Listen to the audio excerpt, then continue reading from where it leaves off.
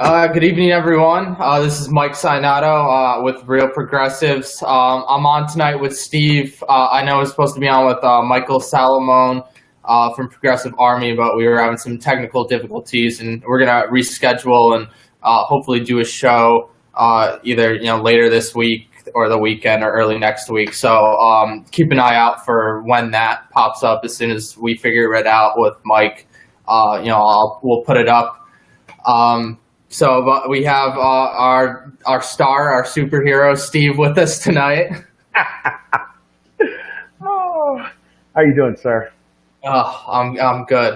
I'm good. Well, I've been better. So I mean, the first thing I want to talk about is this Bernie Sanders Unity Tour popping off starting next week with Tom Perez, the new DNC chair, because Perez touting Keith Ellison as a trophy and trying to manufacture unity that way wasn't working. So now he's enlisted Bernie Sanders to do that dirty work for him. And the weird thing is, to me, a couple of weeks ago, Bernie did the Our Revolution thing with Elizabeth Warren, and before that, he did a speech at MIT, and he actually criticized the Democrats, which he doesn't do too often. Immediately after that, Bernie and Tom Perez announced they're going to do a unity tour. So I think that was a little bit suspicious. Steve, I think we're always excited and interested in your thoughts on these subjects. Well, Bernie Sanders is the one that lit the flame. I don't care how many people have been struggling for how long before. Bernie Sanders' movement during the primaries was key to us even believing we have a movement.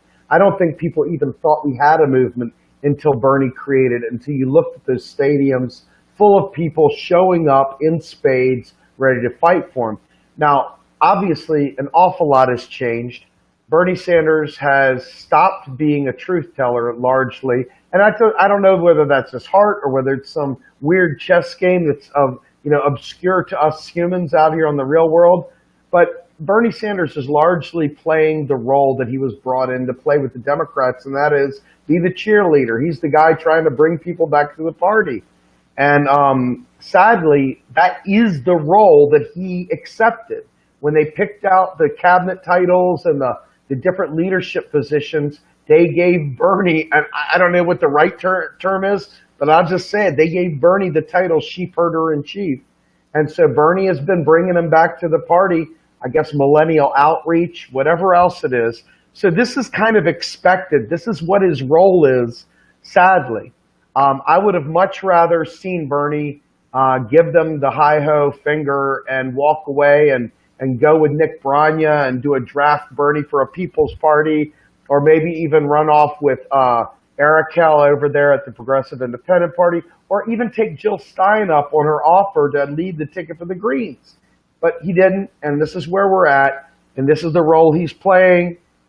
I don't know. I don't even pay attention anymore. I really don't. It's not that, it's not like I have something against Bernie, but I look at this and I say to myself, in his eyes, I guess he's envisioning that, it's got to be better than Donald Trump. I can't think of any other excuse. Elizabeth Warren, I wouldn't vote for if Ted Cruz were against her. I'd just stay home. That's how bad I think of these people. And Tom Perez, if he went off the side of the road in his car, I'd probably look over there, rubberneck for a minute, and keep on driving. I mean, these people literally are killing progress. So as I watch Bernie do this, it makes me sad. It breaks my heart. But I don't know. I mean, this is what he was hired on to do back when they were giving out the leadership positions. So this is what you can expect to continue to see. It's depressing to watch, and a lot of his statements are really doesn't seem like it's coming from heaven. It's depressing and it is disheartening. The Unity Tour, just that announcement, and the annoying thing is, and I wrote about this earlier this week, is that when Perez announced it, when people complain, oh, don't relitigate the primary. We need party unity, yada yada. They attack Bernie Sanders supporters. It's always Bernie's fault. It's always his supporters' fault. But if you look on like posts like that, you have like this deranged, rabid Clinton fan base who are like, Bernie's got to go. I'm never gonna donate to Dems as long as they tout around Bernie, when he's still the most popular politician in the country by a comfortable margin. It's ridiculous that. You got to realize, in my mind, I didn't really, I guess I didn't know who the Democratic Party was until I saw them run against a progressive. Howard Dean was never my idea of a progressive. But then again, I didn't really care much for Howard Dean back in the day anyway. I don't consider Dennis Kucinich any great guy because the idiot was rooting for a balanced budget amendment, which tells me he's econ illiterati. But then you look back and you see Jesse Jackson, and he was just a one-trick pony. So across the board, I've never seen a real progressive run for office in my lifetime. So watching Bernie Sanders actually run made me see what it could be. That was the first time I actually saw a viable candidate, someone within the window of possibility that ran, that made me realize, holy shit, this is really what it means to be progressive and run for office. Sadly, you see the Democrats and you see these people, and they have zero compass. They have zero integrity. They have zero morals. They have zero convictions. They have one conviction and one conviction only, and that's the team sport of vote blue no matter who, which renders them utterly useless as a piece of wet toilet paper, in my opinion. No, that's true. And you've seen this time and time again. Every opportunity the Democrats have to not screw something up or to change or do something a little bit differently. Like you saw yesterday, the Kansas special election. This guy, embraced the Bernie-crat label. He ran a grassroots campaign. And he wound up being within 6 points of the Republican candidate when the Republican Party poured money into this guy. Ted Cruz and Mike Pence were out there campaigning for him personally because they knew that it was going to be a close race. But Democratic Party gave excuses as to why they didn't give him any funding. They gave him like $3,000. That's it. While they're getting John Ossoff, a corporate Dem, millions of dollars, pouring resources, tweeting about him every day, phone banking, shoving that guy down our throats, really hoping that he does pull off an upset, and then they could propagate this narrative. Oh, look, if we run corporate establishment Democrats and focus on raising a shitload of money, then we'll win because Trump. And they are really, the resistance in the Democratic Party is really more focused on suppressing any sort of real reform, any change, and appropriating what they can from Bernie Sanders. Whether it was the Obamacare repeal. They were touting that. They were more than happy to have Bernie organize rallies and mobilize supporters. But when it comes to actually supporting single payer, they're silent on it. The Democratic Party leaders don't care. They don't even mention it. The same thing with today. You had Hillary stealing credit for Governor Andrew Cuomo's watered down version of free college tuition in New York. Which is riddled with all these bullshit provisions that makes it utterly useless. I've said, college needs to be what a high school diploma used to be 50 years ago. They used that popular Bernie Sanders line, which most people can agree with. It's gotten to that point, but the provisions are. Other than the salary increases, you have to work. You have to be a student full time. So for kids, for single mothers who are trying to go back to school, who can only have time to take maybe like 9 credits or something like that, you're screwed. You're not getting free college. That's not available to you. If you're No, take go a ahead. step further. This is super important, right? Every step along the way, every single step along the way, you see that the Democratic Party is a sham. I mean, literally a sham.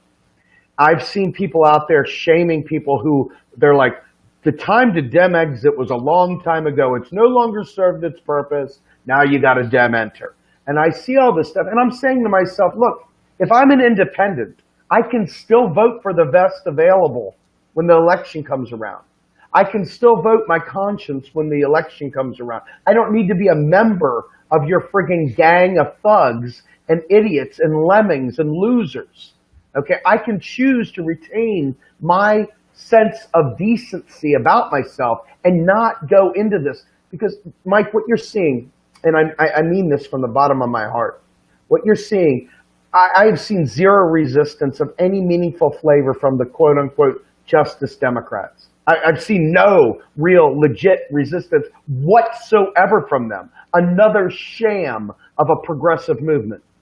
I have seen zero meaningful resistance from any other group whatsoever. And I'll be perfectly honest with you, across the board, Democrats are already back to shaming people for not being Democrats again. They're back to that loser's mindset that plagues our society. And so for me, when I see Bernie Sanders up there shaking hands and hugging and snuggling and kissing and rubbing and loving and all that crap, it really, really bothers me, because the Bernie Sanders that lit a fire in this country would have said flat out, you, sir, are a neoliberal. You, sir, are not. What he would have been there calling them out. So something's amiss. I don't know what that something is, but I don't see any resistance. And all I see is a lot of faux resistance, a lot of easy, low-hanging fruit cheap shots that don't require sacrifice. I see no meaningful stance. And when I talk, folks, I mean, for those people that know me, you know my ministry is modern monetary theory. I'm watching the same Dems. Do you realize that the People's Summit that had Stephanie Kelton in it last year when Bernie Sanders was the hot ticket, do you realize they don't have a single one of his former economists going to this People's Summit at this point? Not one. So that means they're back to the stupid neoliberal establishment economics yet again within the Democratic Party. This is a pathetic statement on what horrible, wretched people they really are. And I mean, no joke. We're talking about people that will appropriate our culture, appropriate our issues while undercutting them at the same time. Horrible, abysmal people. Horrible. Horrible. That's what frustrates me. I mean, you see Bernie out there on like the mainstream media networks, but there really hasn't been actual progressive, journalists that have been able to go out to him and ask him questions that pertain to the progressive people. You have Rachel Maddow asking him questions. Rachel Maddow might ask a couple questions we would be interested in, and that would be important to his supporters and what we want to know. But other than that, we're not getting those real answers. And we're not getting we have so many questions out. Like, I want to know, why didn't Bernie stand up for Tulsi when she's been getting shit this past week for standing up against Syria? And she's not even the media and all these war hawks in the media who are all propagating, praising this elevated military action in Syria. They are acting like Tulsi is just this random anomaly, when if you look at the UN Security Council's press release, Italy said that, their delegate said that, not only would a military approach to Syria be, delusional, but Italy, Japan, Egypt, Bolivia, they all, a bunch of other countries expressed skepticism that, we need an investigation to address whether the Assad government actually did this chemical attack. We need an investigation. We don't have the facts, but the UK and the USA were like, no, Assad did it, and that's what the mainstream media have been reporting as fact. and just dragging us into another war, just like the Iraq War. And it's frustrating. Do you remember the Boko Haram kidnappings and so forth? Here we had children, like lots of them, and we did nothing, right? Over the last, 8 years, we had over 14,000 bombs dropped under the Obama administration. Not one single lefty was out there protesting, or I should say, not one single Democrat was. And here we are now. Donald Trump has dropped 49 Tomahawks into a war zone that hit an airfield that was largely uninhabited. I think there were 4 or 5 deaths, not to minimize a single one of them, but let's just keep it real, yo. And when we look at this is like a nothing burger in terms of the grand destruction that Obama did in Yemen, that Obama has done all over the place, that Bush, bottom line is that somehow or another, our media, the people that are quote unquote activists, etc., somehow or another have the faulty belief that Republican bombs are way more deadly than the Democrat bombs. And all the gas that came out now suddenly, I see some different plays here. Number one, they're trying to say that Donald Trump is trying to obfuscate this Russian connection by going after Syria, okay? That may or may not be true. I don't know. What I do know is this. All of this is one ginormous distraction, because at the end of the day, our nation is heading for a recession. You're not going to read this in a lot of the papers because they don't focus on this stuff. But what is the one thing that the United States and every other country in the world does when the economy is about to tank? First thing we do, we go to fucking war. So that's what's happening right here, in my opinion. I can't prove that any more than anybody can prove that it's this or that or the other, but I can tell you empirically that throughout history, when a country's economy is tanking, the first thing to do, let's go ahead and kill some people. A few weeks ago, Stephanie Kelton put out a paper, and I read it, and I wrote about it for Counterpunch, about Trump economics and what it actually was. She talked a little bit about how bad or how good Trump economics are based on the lack of policies really put out. That was really interesting. And then my biggest fear out of that is, we're going to get another recession, and then we're going to wind up repeating the same mistakes. The government will bail out the rich people, wealthier get wealthier, everyone in the bottom will get screwed. Yep. But then we'll get another, faux progressive or Trojan horse, like Obama, who's going to promise us that everything will be different. It's like we'll get like Cory Booker or something, and then things will just keep getting worse and worse and worse. It's I'm with you, dude. I did a live stream 3 or 4 nights ago where I said my greatest nightmare was that, number one, a progressive who doesn't understand what we just talked about, because they got all the right sensibilities, but they don't know jack about our economy, is going to get in there. And then, because our movement has a bizarre fetish with hero worship, they will literally sit there and say, don't bash Bernie, don't bash Tulsi, don't bash whoever. And so they'll be off limits to tell the truth about. This movement, I thought, was about truth-telling. That's what got me so excited about it, was that I didn't have to wave my pom-poms. But no, unfortunately, we have devolved in the pom-pom wavers. And here we go, just to your point, we'll get another Trojan horse in there. They'll say a few appropriated terminologies that will make us feel warm and fuzzy. No, see, they were saying good things about this, that, and the other. And I'm not going to mention names because there's no need to, but in conversations with Justice Democrats, they were saying, well, I'm sure Cenk would be okay with some deficit spending here and there. They didn't understand the point that at the end of the day, there's a whole lot more to this economy thing than just quote unquote deficit spending. Because Donald Trump is going to do some deficit spending. Trust me, he's going to do some. The difference is the micro austerity that Joe Firestone talks about, where the bottom people are really going to still struggle. The economy will look good on paper, though. They're going to have a lot of money pumped into it with these things, but it's not going to really help the regular people. So when I look at this, people's distaste for understanding how our enemy uses finance, they don't bother to learn it. They don't want to learn it. So they will sit there and march in place. We will get another progressive up there who doesn't understand this either. And then they'll be finger pointing. It's the Republicans' fault we didn't pass the progressive agenda. And I'm waiting for it. I know it's coming. It breaks my heart. So I feel like time is of the essence to change the world today, or we're screwed. That's my take, man.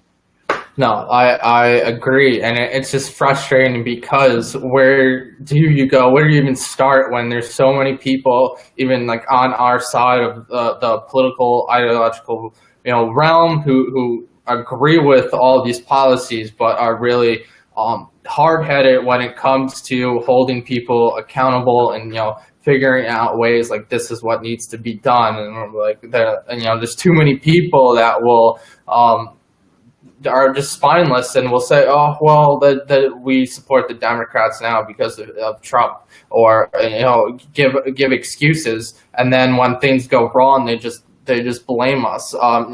Citing yesterday as an example, when a lot of progressives were complaining about the Democratic Party establishment abandoning that. Bernie Crat in Kansas, people, condescendingly said, "What did you do? How much money did you donate?" As though there isn't this entire organization, created specifically to help elect, Democrats in Congress that are supposed to actually help. But they pick and choose the candidates they want, and the candidates the people want are kind of screwed and left to their own volition. So it's really frustrating to we desperately need to get a couple good people in Congress, and not just Bernie, who is acting as the mascot of the Democratic Party for his own reasons, but people who will challenge the establishment in Congress and not sway with the party leadership just to move their career ahead, or for whatever reason. And we're all out of heroes really in that respect. Take a look back at the gun battle way back when they had the sit-in, the catered sit-in, where all of the heroes of the Democratic Party sat there and had a catered sit-in, right? I mean, this is their faux resistance. Elizabeth Drug Warren, she's like, in my opinion, she got her fame tweeting against Trump here recently, and it was so bullshit. People read right through it, right? And yet I sit there and I watch, and this is the crap that gets their heart beating faster. This is a McNothing burger for our movement. This is literally the destruction of any kind of progress, because if you actually are not going to get progress out of these people, but they say a few buzzwords, wouldn't it be better just to burn the fucker down? I mean, no joke. I look at this and I say to myself, if I'm going to sit there and allow someone to destroy the damn economy or destroy the country, I'll be damned if I want it to be my team. And then I've got to lie and blame the Republicans. Let the Republicans destroy it and build a frickin' movement to rebuild it, because I can tell you right now, the Democrats are as bad as you can get. I watch these folks, dude. I'm not even joking. They literally do not care.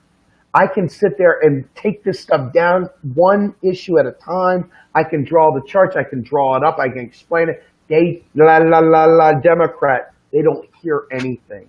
And that is horrible. I mean, I don't even know how to live in a world that's stupid like that. That's how bad it is. The Democrats are the Jenner whatever with the Pepsi at the protest. That's like the kind of resistance you're getting. Oh, we have corporations; they'll fix everything. Vote blue. Oh my God! All right, so let me ask you a question, Mike, because you got your ear to the ground. You're writing great articles. When you look at the people that have caved in, I'm not talking about the elected officials. I'm talking about our people at our level, folks that are not just in the media, but folks that are down below that have said, you know what, nobody's perfect. When I hear that, I'm like, wait a minute, is somebody running for office right now? I don't see any elections going on of merit. So why in the world are they already defending them and not in any way, shape, or form challenging them? I mean, literally, there is no resistance. There is no accountability. There's no pressure to change this. What do you think is causing, is it fatigue? Is it a lack of any meaningful spine? What's the deal? It's just putrid. I don't get it. I think a lot of people are fatigued, and there are people who were all excited and rejuvenated, not only during the primaries but kind of during the election, who have kind of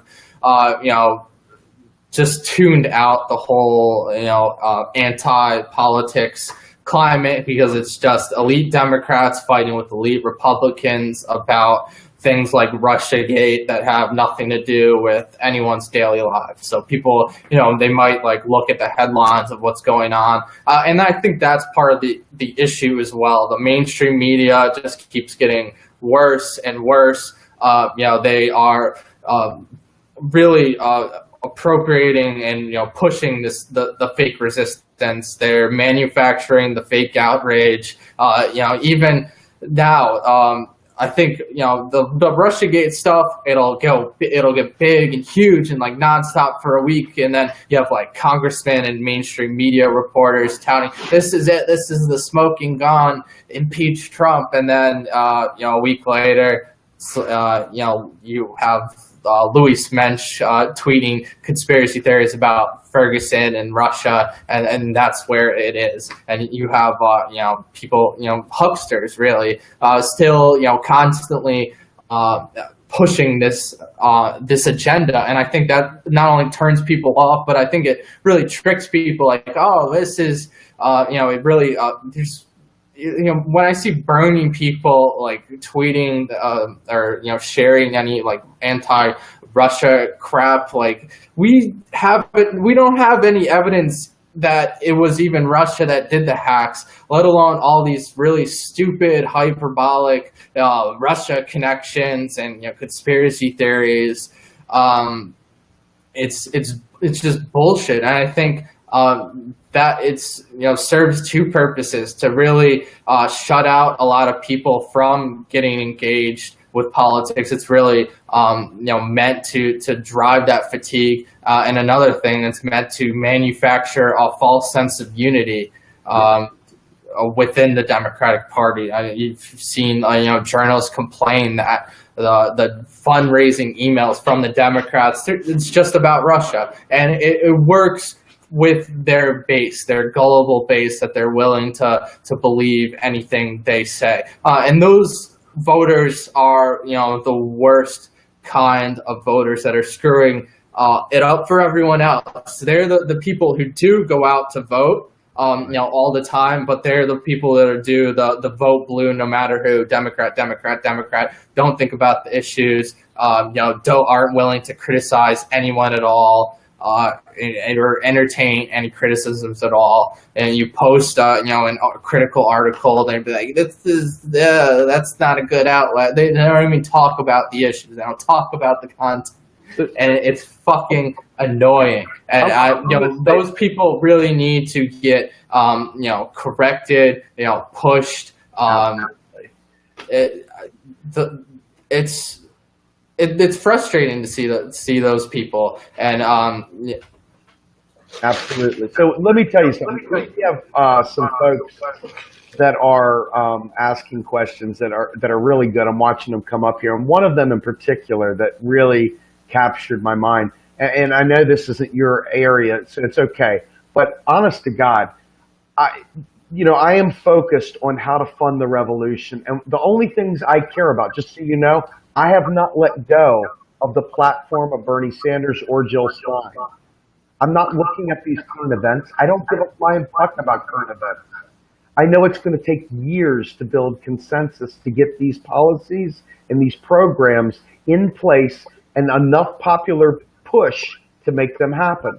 So I literally don't listen to any of the current events. I literally block the shit out, and I'm driven towards the platform that they had. And when you think about it, the wealthy, the people that are controlling the levers of power today, they understand how economics works. They understand how federal financing works, and they use it to extreme precision to exacerbate the wealth divide in America and the world, quite frankly. So while we're sitting there chasing sparkle ponies all over the place, and we're chasing this bugaboo here, we're going identity politics over there. Oh my God, Spicer said something about the Holocaust here. Oh my God, so-and-so said this over there. They're sitting there laughing their ass off because the GOP right now, right this very second, is preparing for a constitutional convention. They've nearly got enough state houses to make this happen. And let me tell you the worst part of it. The worst part of it is good progressive groups like Wolfpack and others under Jank, etc., are pushing for a constitutional convention right now as well. Now, people are focused on this, they're focused on Russia, Syria, all these other things, but the devil is literally trying to pass a balanced budget amendment. Now, these good old folks over here at Wolfpack that don't understand that the GOP really does have the power right now from the state houses across, this isn't a matter of popular resistance. This is a matter of the representatives in a constitutional convention being able to choose which issues to go up for vote. And if they get enough votes, that's it. That's it. That's all it takes. And so a constitutional convention pushing for states' rights and a balanced budget amendment, while the faux left, the Wolfpack and others, think they're going to get a constitutional amendment to take money out of politics. They're hitting the crack pipe. They don't have enough power. They don't have enough votes. And the other side is very driven, very purposeful. They have been planning this for years. All you got to do is a simple Google search if you're not familiar with what I'm talking about. And you will see this strategic, systematic approach that the Koch brothers have been pushing non-stop. They are ready to rewrite the Constitution and turn us into teabagger heaven. And the people are so blinded by their own moronic, easily distracted eyes that we are literally getting to a point where we got no prayer if people don't wake up. Mike, I'm telling you, if they don't wake up, this is coming to your own home. This is your backyard, brother.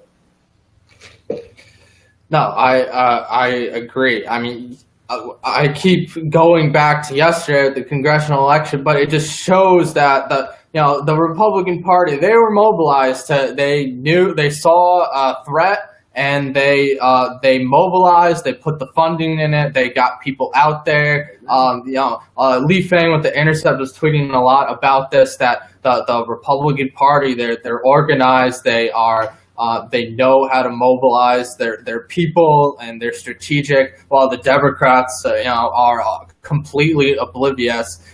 While their officials in the DCC, they'll leave and go work for Republican lobbying firms shamelessly. And to touch on what you were talking about before, people complain about people in Goldman Sachs and the Trump presidency. They've been in the White House since Bill Clinton, and it's not because it's corruption. It's because they know that those rich people know how to help rich people. They know about economics, they know about finance, and they know this is what we need to do to get the richer, wealthier. And you guys put on the theatrical acts to make it seem like everything's fine.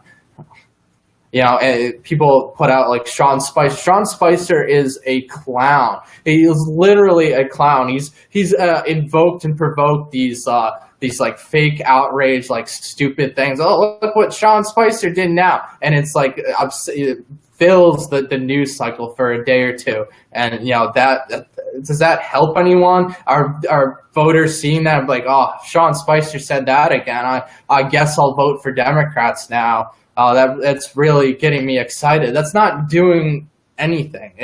Like you said, it is a stupid distraction. Not to say that like when people say that it shouldn't be elevated, but it really gets just flooded and just not people get nonstop, and that's what you're caring about of all the things that need to be done. That's what's the resources are getting pulled into, and the mainstream media is ushering in people back and forth. And you saw the mainstream media again is getting worse. It's doubling down on the center. You see the New York Times, the columnists there. They're really neocons and neoliberals. The Pulitzer Prize came out this past week. It's really just a circle jerk of establishment journalists.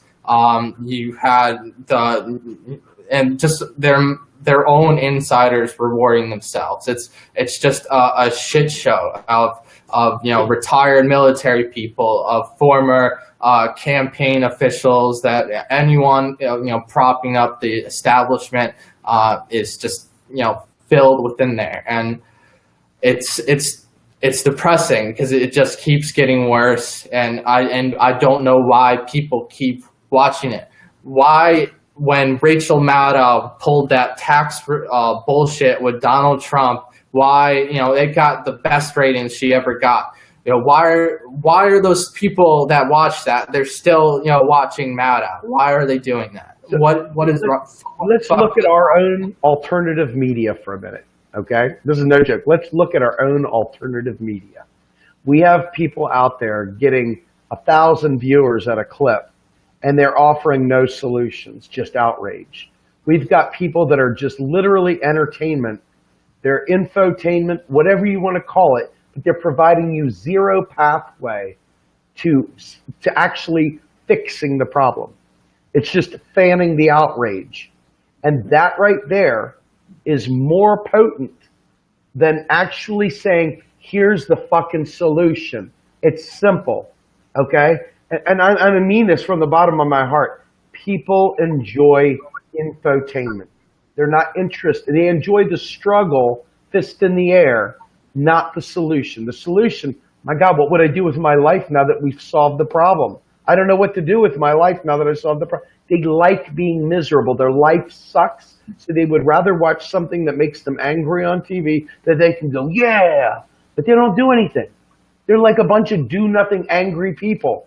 And right there, this MSM fuels it. A lot of alternative media fuels it. You name it. We are literally afraid of our own solutions. We are afraid to actually win. And it's unfathomable to me that people would rather just be angry than actually win. Hashtag winning? No, they're like really just in the struggle, man. I just want to feel struggly. It's cool. It's all the rage to struggle. That's where I'm at, man. I'm watching this and it just makes me angry. I know. It kind of it makes me want to run for office. It makes me want to make you run for office. Like, Steve, just get in there. Just even if you don't win, just make a fuss, get your voice heard, get out there, piss off the establishment. Make the Democratic Party officials, whether they're local or state or whatever, annoy the shit out of them. It's annoying. So I want to. Let me say this, me and you, okay, and our team, we have we've got about 70 people now as a part of Real Progressives.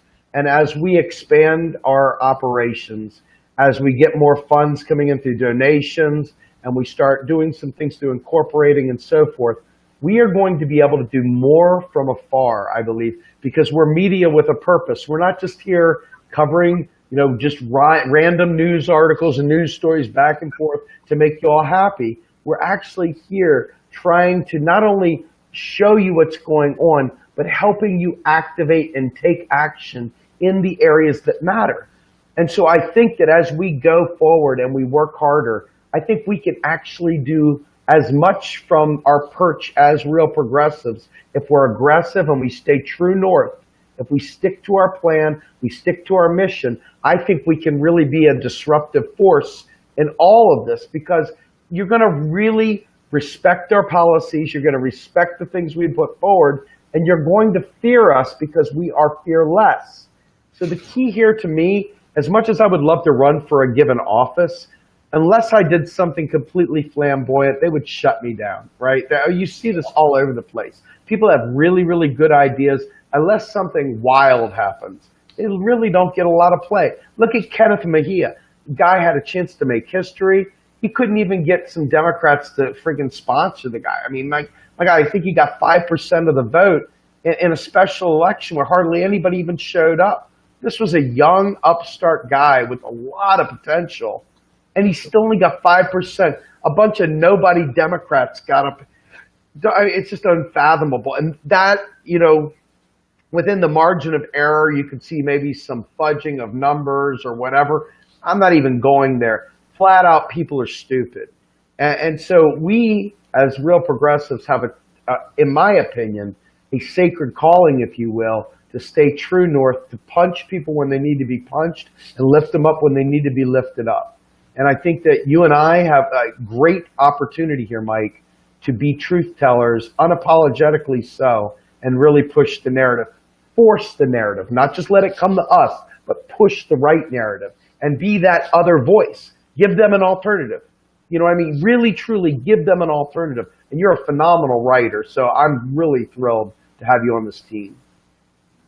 So, I'm glad to be here. I really want to get on the solutions. I think people are desperately desperate for a solution or something to be able to hold on to and look forward to, and to actually see an attainable goal and be able to participate in getting that push themselves. And not just participating in the outrage machine, or spreading information. Any organization can do that. Any like you pointed out, Justice Democrats or whatever. A lot of organizations are like that, where it's just retweeting stuff, or sharing different stuff, or serving as a different platform to spread information. Which to an extent we do need those, especially on the progressive left. But it gets to a point where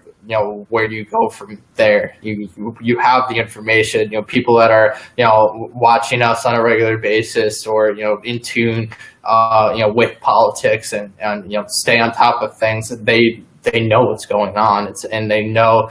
I try hard not to, even when in my own writing, not to repeat myself in some instances, because it's like what happens this week is the same thing that's happened like 2 weeks ago and 2 weeks before that. It's just under a different context. So where do you go from there? I think is really what people need to start discussing. Beyond and rise above what's getting pushed through the outrage machine, the white noise of the media, and kind of discuss what needs to be done and how do we get it done? How do we do it? Absolutely. Well, dude, thank you very much for asking me to come on, man. I appreciate it. It's always fun. So, and I apologize for the technical difficulties. It wasn't on my end, but we'll get it sorted out. It happens, man. Well, anyway, look, man, thank you very much for having me on. I appreciate it, buddy. All right. I appreciate it as well, Steve. It's always a pleasure. Until next week, everyone. But before that, I'll probably set up an alternative time to speak with Michael Salamone from Progressive Army, and he's got a decent presence on Twitter. So keep an eye out for that. Good night, everyone. See you later, buddy.